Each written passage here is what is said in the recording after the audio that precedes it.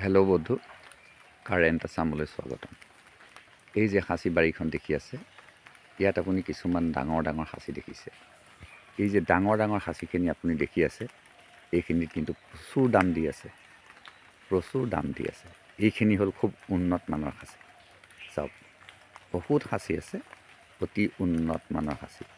এই সাঁচিখিনিত কোনো আৰ্টিফিচিয়েল কৰাৰ কথা চিন্তা কৰিবলৈ প্ৰয়োজনেই নাই। মন কৰিব, সাঁচি পুলি এটা ৰোৱাৰ পিছতে আমি দাম নাপাম। সাঁচি পুলি এটা দাম পাবলৈ হ'লে আমাক ধৈৰ্যৰ অত্যন্ত প্ৰয়োজন। মই আপোনালোকক কিছুমান আৰ্টিফিচিয়েল কৰাৰ কথা কৈ আছোঁ, কিন্তু এই মানুহজন যে দেখিছে নহয়, এই মানুহজনে কিন্তু সেইবিলাক কথা চিন্তা নকৰে। তেওঁ মাত্ৰ সাঁচি গছ ৰুই থৈছে, ডাঙৰ হৈ আছে, ডাঙৰ হৈ আছে। কোনোবা এদিন ঘপকৈ বেপাৰী এজন আনি কৈ দিব যে মোক 3 লাখ টকা লাগে, 10ডাল গছ দিম, 3 লাখ টকা লাগে। বছ, কথা চেছ, পটককৈ লৈ গুচি যাব। হেল্ল' বন্ধু, এইকেইটা এটা কথা আপোনাক উনুকিয়াই থৈ যাওঁ। আপোনাৰ ঘৰত যদি কেইডালমান সাঁচি গছ আছে, সাঁচি বেপাৰীবিলাক কিন্তু বহুত টেঙৰ হয়। সিহঁতি আপোনাৰ বাৰীত যিডাল গছত মাল আছে, সেই গছডালৰ ওচৰলৈকে নাযায়। মাল নাইকিয়া গছ এডাল চাই থাকিব আৰু সেইডালত আপোনাক 5,000 6,000 দি থাকিব আৰু ক'ব যে লগতে সেই টুকুৰাটোও লৈ যাম। এনেকৈ ক'ব। আপুনি কিন্তু গম পাই যাব লাগিব যে সেই টুকুৰাটোতহে আচলতে মাল আছে। যিটোত কথা পাতি আছে সেইটোত মাল নাই। আপুনি সেই মাল নাইকিয়া পুলিটোকে তেওঁক কিবা এটা দামত দি দিয়ক।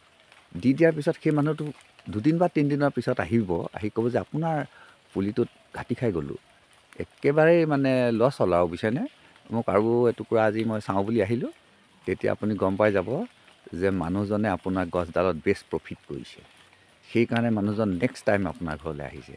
গতিকে সেইদিনাখন আপুনি কিন্তু সহজতে তেওঁক গছ এৰি নিদিব। আগৰটো যিমান দামত বিকিলে, এইবাৰটো তাতকৈ দুগুণ দাম ল'বলৈ যত্ন কৰিব। চাব যে মানুহজনে লাগি লাগি আপোনাৰ পৰা গছ এডাল হয়তো সৰকাব, নহ'লে তেওঁ নোৱাৰিলেও এসপ্তাহৰ ভিতৰতে আকৌ আহিব। তেতিয়া আপুনি বুজি পাব যে আপোনাৰ বাৰীৰ মাল আছে, গছত মাল আছে। আপুনি সমুদায় গছবিলাক বিকি নিদিব, দাম ধৰিবলৈ আৰম্ভ কৰি দিয়ক।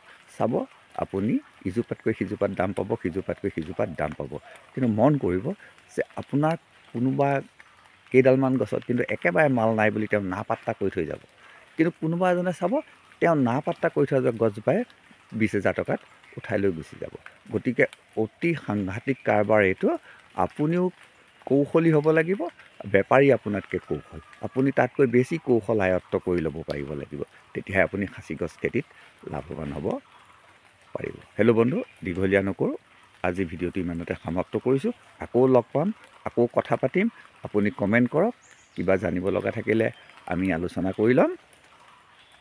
আজিলৈ আহোঁ, ধন্যবাদ।